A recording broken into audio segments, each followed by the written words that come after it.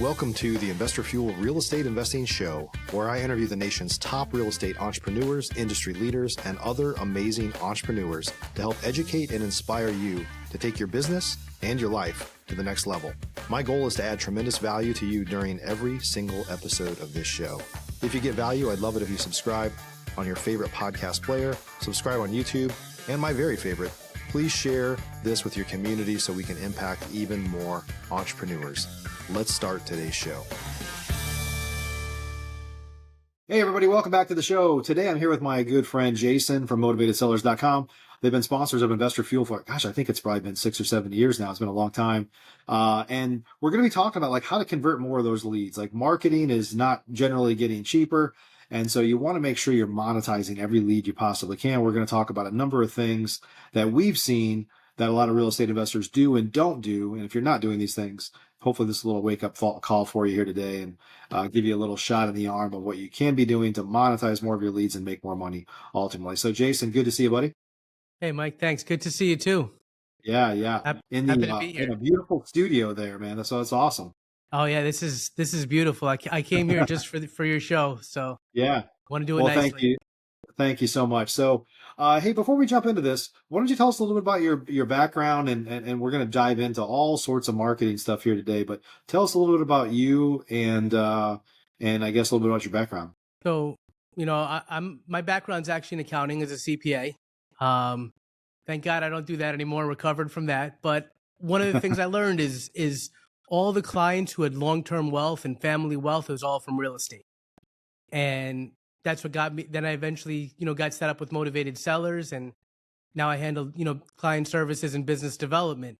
But the whole goal here is, just to see people do well, and it kind of made a really great mesh from accounting into the real estate area. And I flipped houses before. I owned a bunch of rental properties, so I'm very familiar with it. And I've done the accounting for some big stuff and some very small stuff. So I got to see some very finite details and really poke questions and learn a lot from that.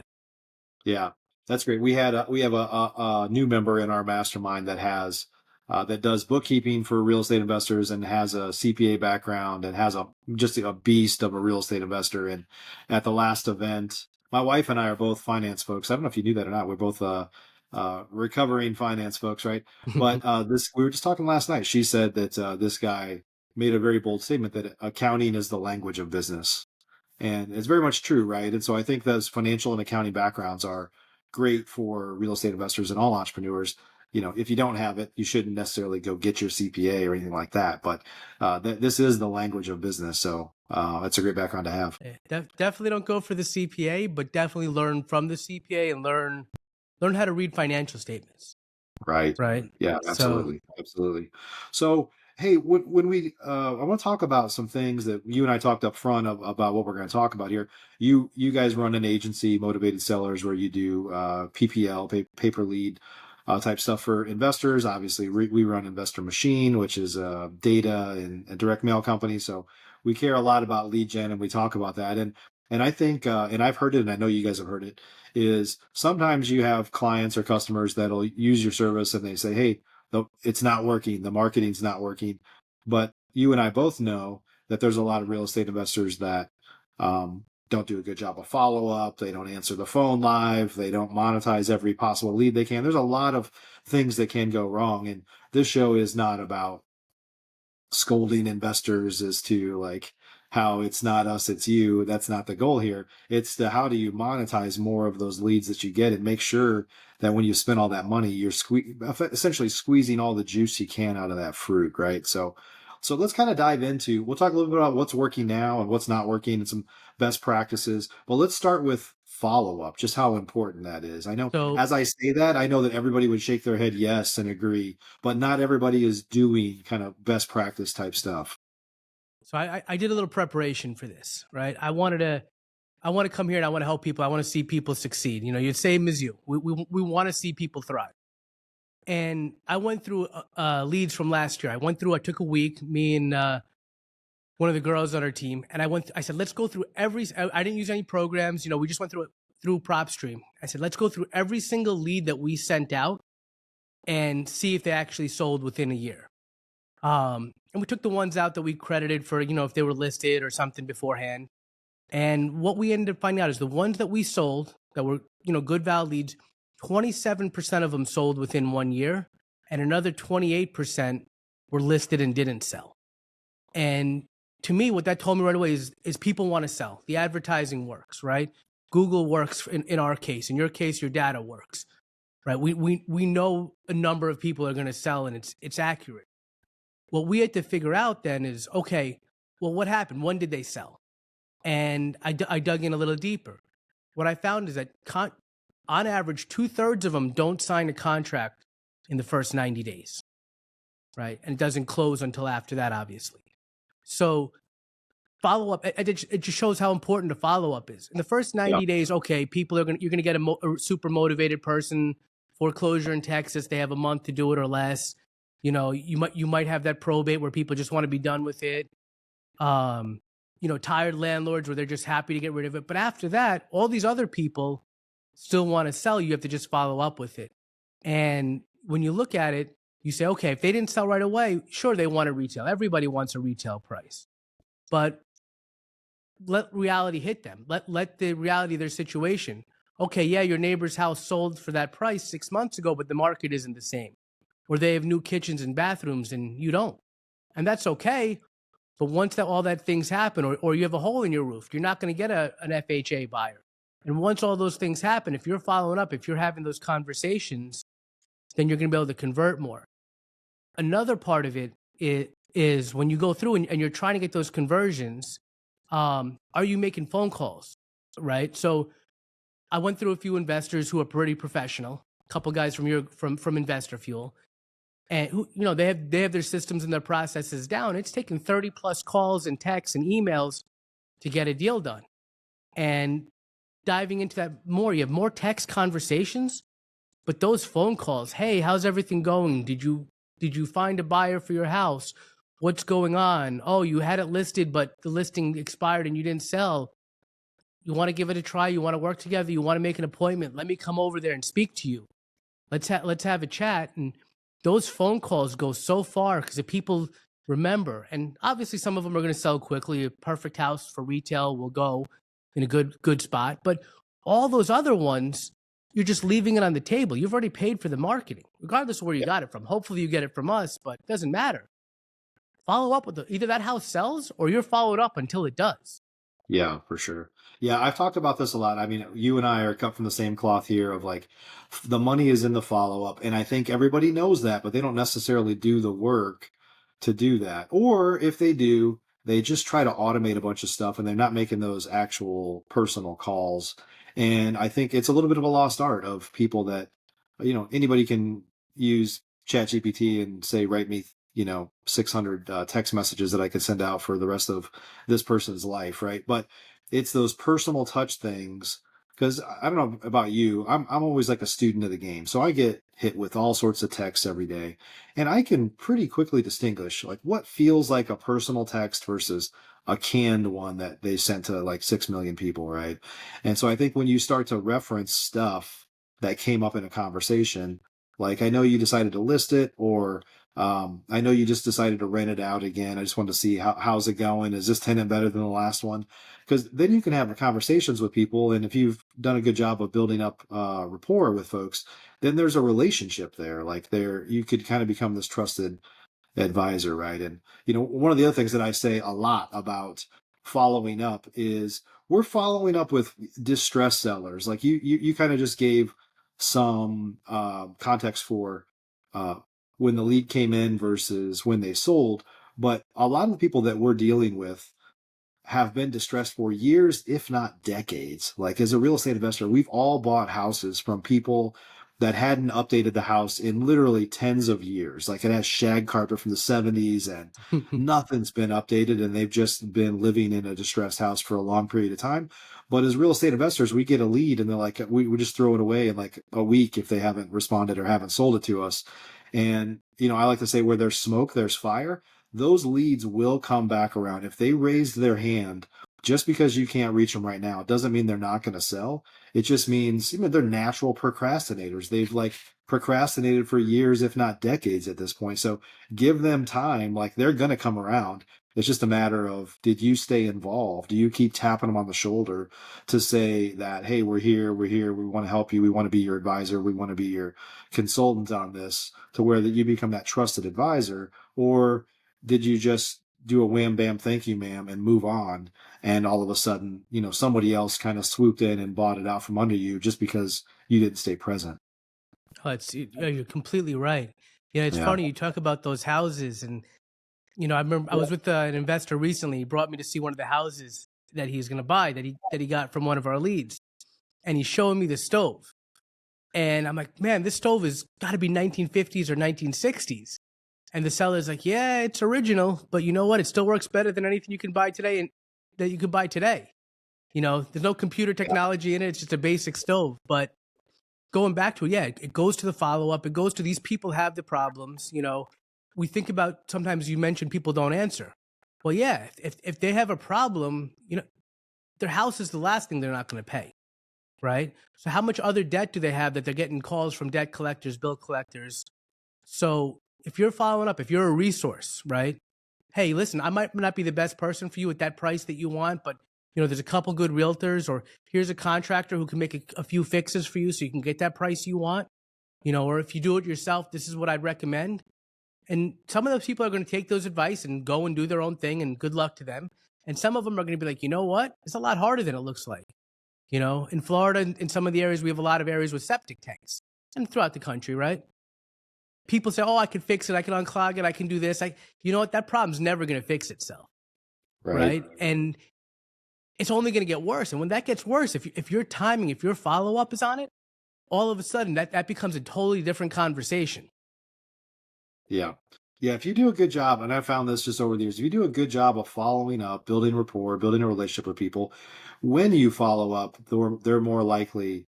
It's just a matter of like, when does the straw break the camel's back, right? Like they've and by the way, we don't wish this on anybody. This is just the business that we work in, and people, unfortunately, their problems usually get worse before they get better. Not always, but a lot of times. And so the question is are you hanging out with them to wait for that, for when the time is right for them, right? And so yeah, that's great. So follow up is important, and everybody knows that. But I would have you guys that are listening do a little bit of an audit and say, are we like A plus on follow up? And if not, fix that, because unless your business is so flush with cash right now and you can't imagine doing more deals, if your follow up game is off a little bit, like, why wouldn't you go spend a couple days here and just make it absolutely bulletproof as to what your follow up is, and make sure your team's kind of executing that? It's so So funny you say the audit, because when people talk, I'll talk to people that say, oh, the lead isn't good, or it's this, or it's that. And we'll go through and say, all right, show me the last 10 leads, and we'll look at it, you know? And now I'm saying, okay, fine. I care about your information, but let's look at the last year. How many of those properties sold? How many of those could you have purchased? Right? Obviously, the ones that are full price, not going to work unless you're an agent, whatever. But how many of them sold for a price close to what you offered, but it took a lot longer and you kind of just gave up on them? And so it's a yeah. whole new. It really opened my eyes recently.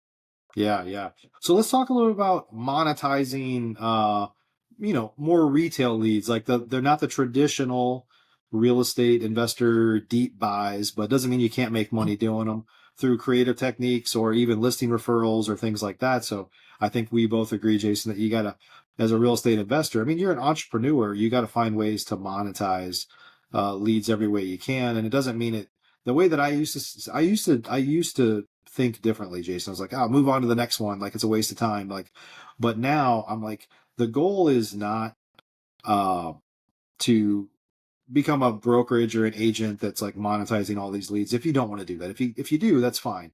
But it's like, well, how can you at least? I kind of give the analogy of fishing, right? And so I don't know if you ever been fishing. Let's say you're like fishing with you could be fishing in the ocean with live bait, or you could be using worms or whatever. Like, whenever you like almost caught one and you're reeling it back in, most fishermen in their mind are thinking, I hope they didn't get my bait. Like, you want to get your bait back, right? And so I give this analogy because I think marketing is the same way. It's like, how do you get some of your bait back? You didn't catch it and it's not exactly what you wanted, but is some of your worm left, I, basically. And that's how I that's how I see Legion. Is like, hey, I didn't buy the house, but I got a referral because they really wanted retail, and I got a couple $1,000 referral fee out of it, or a commission split, or whatever, so that I can at least get some of my bait back, which your bait is your marketing dollars. Put it back in the kitty, back into marketing. So anyway, that's my little no, thought it's there. so funny you mentioned. I know you're a fisherman. I like to spearfish. I like to go in the ocean, and I feel like I dive in as a Christmas tree, right? I have my spear gun. I have a little net to catch tropical fish. I have a little lobster spear when lobsters are in season. So when I go down there, I have 60 or 90 minutes of air. I'm gonna get the most of it. So if I see sharks, my camera, I'm gonna take some beautiful pictures of the sharks. If I see a nice fish for my tank for my kids, I'm gonna catch it. We see a hogfish, we're chasing that thing and taking our shots at it because those things are delicious. Uh, So it's the same thing with marketing, right? And when you're getting these leads in, we have some investors who only do rentals, right?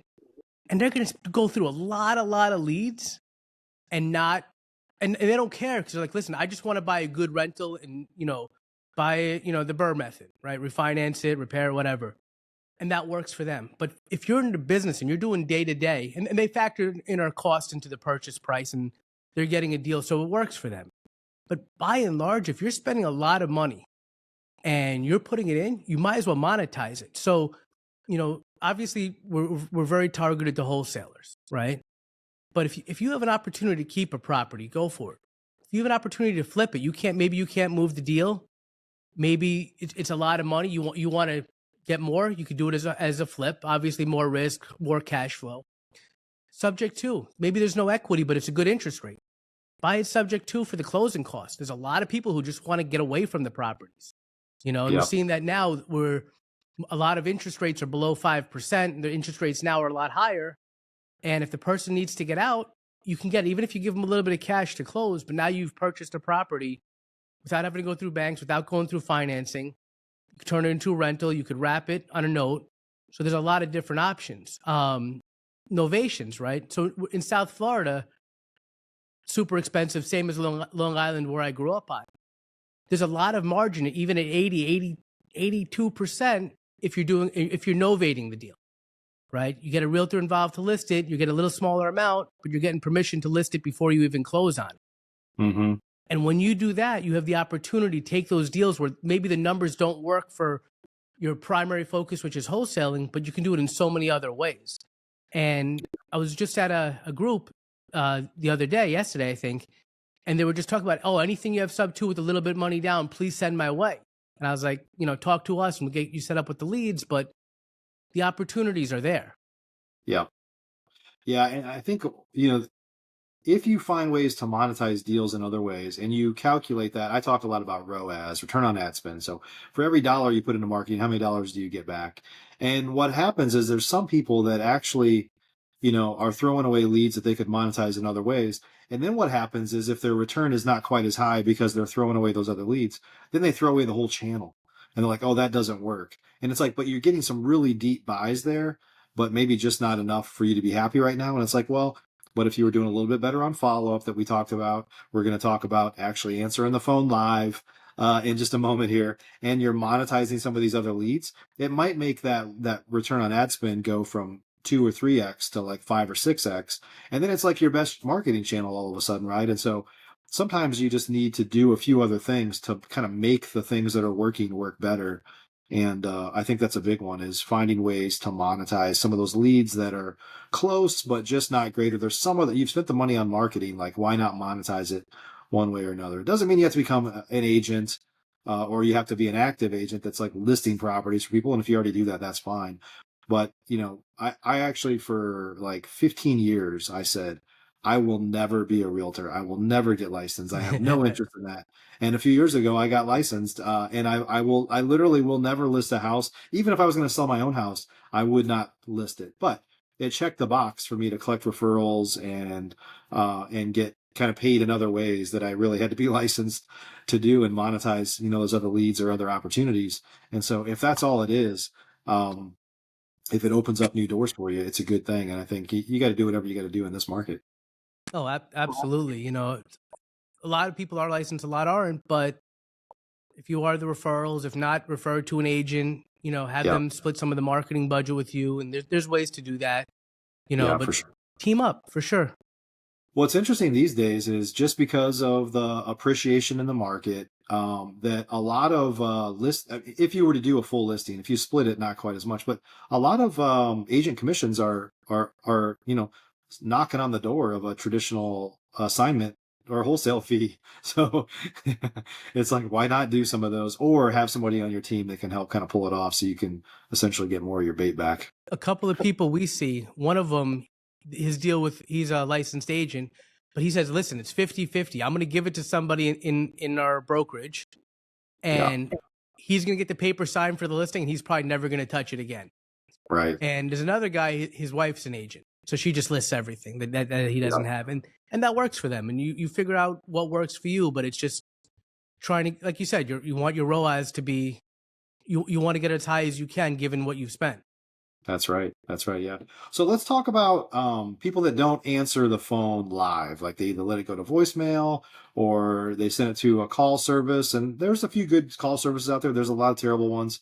But just that idea of, again, kind of best practices really are answer the phone live. This And if you this get internet lead, like call them back within seconds. Like it needs to be like fast. Just like I've said this for 15, 16, 17 years. Like if you get an internet lead and it pops up and you get a text or some sort of alert, like pretend like it's your phone ringing, like call them like right now, because if you don't, they're on to the next one, on to the next one. Let's talk about kind of best practices of responding and or answering the phone live. All right, so this one drives me crazy. All right, answer your damn phone. Right, for us, you know, I remember when I started with motivated sellers, and the phone would ring, and sometimes somebody would answer. I'd be like, "What are you doing? The phone's ringing. Get it? You have to answer it. I don't want somebody offshore answering it. I don't want the next available representative automated message answering it. Answer it with a real person. With us, you know, Sarah or I will answer it. If not, you know, Joseph. If not, the other Joseph. If not, David. You know, we have a whole group of people that are ready to answer that phone. So somebody's going to answer it, you know. And I'll tell you, sometimes I answer the phone. I remember I was picking up my daughter from the bus stop. She's in kindergarten, and the phone rang. I answered. I'm like, hey, listen, give me 5 minutes. Let me walk my daughter home, give her a drink, and I'll call you right back. But just bear with me. This is bus stop time. It's super important to have that conversation. And I knew the client, so it's no big deal calling back. If it's a seller lead, and that's me, I'd be holding my daughter's hand, walking home, and I'd be having that conversation. Super important to answer, to have that conversation. Obviously, there's a lot of texting now. You mentioned Chat GPT. There's emails, but having that personal touch, letting somebody know how you feel, you know. So for me, it might be like, hey, you know what? I completely disagree with you, but I understand your point, and I'll give you the benefit of the doubt. People appreciate that. Or, you know what? Tell them, hey, listen, I want you to be successful. You know, here's my tip for you to be successful. When they see that you care on the phone, it's obviously in person better than that. But, you know, for us, we're talking to a lot of people. We get a lot of calls every day, a lot of investors. We want to have those conversations. We want to answer it. And it might Yeah. be, hey, follow up with an email, but it's, you have to have that conversation. You have to talk to a person. We really pride ourselves on that. And, you know, every business I've been a part of, I always say you have to have that personal touch, you know. And Yeah. Yeah. I think the very best leads, the most motivated sellers and leads that you could get have probably been delaying that moment of picking up the phone or filling out a form online for years and years. And the time has come and they finally reached out to you and you don't answer live. Like they already, it's almost like, have you ever gone to a store and you're like, I'm thinking about buying this thing. And then you get there and the shelf is empty and you're like, oh, I wanted this so bad. Right. And then if all of a sudden you found one, you're like 100% going to buy it. You might have walked in like, not really sure, but then when there was like scarcity, like you're ready to go. And so what happens is, if the most motivated seller in the world tries to reach out to you and you don't answer your phone, now they want it even worse. And so now they're calling the next person, the next person, the next person. They get ravenous to like somebody is going to talk to me about buying my house, right? And so that's exactly what happens is they just are going to go on to the next one, on to the next one, on to the next one. And you've gotten them at a time where they're ready to go and you don't answer, that is a problem. So that's why you need to always respond like That's immediately. it. And you know, with our leads, we send them in real time, right?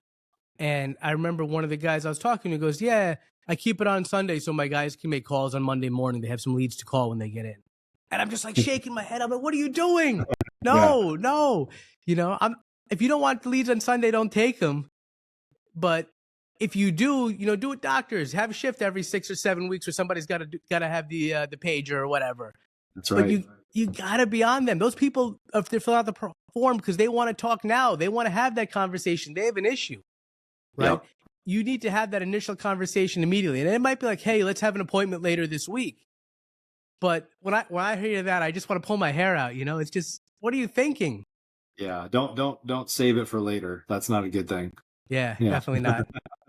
Hey, let's talk about one of the things that you brought up, which I've thought about before, but I hadn't really thought about it recently, is just checking your phone numbers. Like if if somebody's inbound calling you, but if you get an internet lead and you're calling them, like what does your caller ID show up? Does it show up as suspected spam or whatever? Kind of talk about some best practices there. All right. So Mike, you know me. I'm a little bit lazy sometimes, right?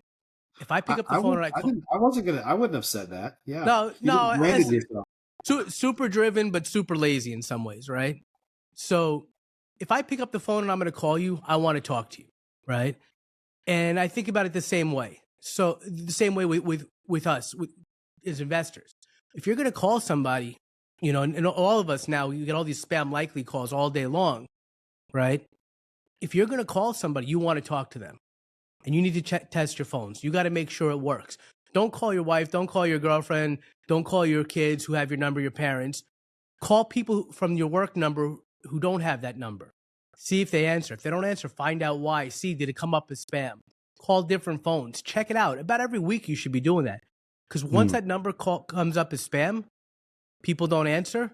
That's it. Then all of a sudden, your conversion rates go way down, not because of the leads, not because of your talent, but because of the phone number, right? And I have investors who will say, "Oh, you know, phones don't answer."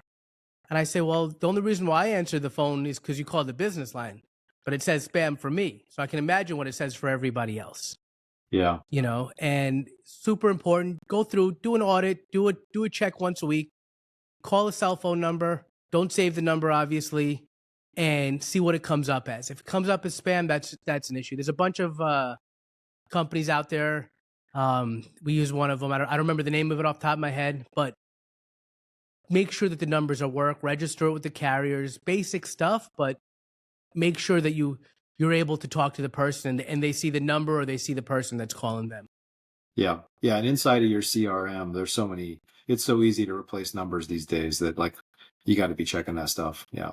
Probably Yeah, along those lines, like don't be outbound calling new leads that come in with the same number that you have somebody doing 10,000 dials a week, like outbound cold calling on, because those are probably marked as spam and don't have that be your kind of main line for sure.